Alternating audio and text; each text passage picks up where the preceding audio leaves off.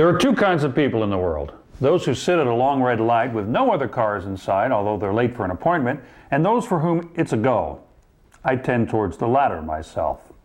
Having reached my teens in the 60s, the term rebel has some positive connotations to me.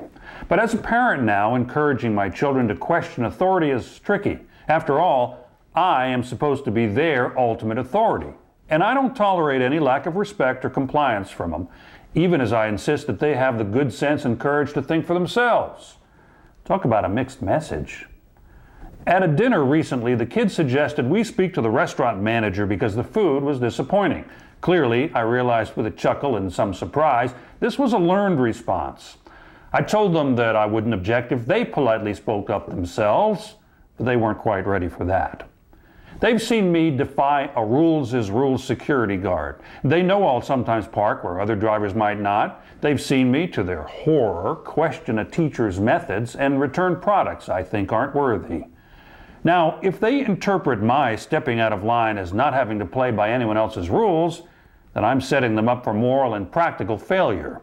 So I've explained how challenging a boss led to my having to find a new job.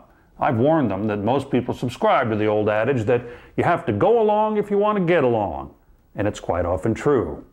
But they know that I prefer the opposing notion of John Adams, one of the original rebels, who said, "A man should avow his opinions and defend them boldly."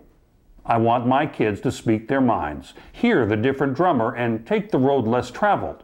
A life of conformity can be fine, comfortable, simple, but such people don't change the world and very rarely build their own. I don't want to raise rebels without a cause, and defiance for its own sake is just another way of giving the man too much power.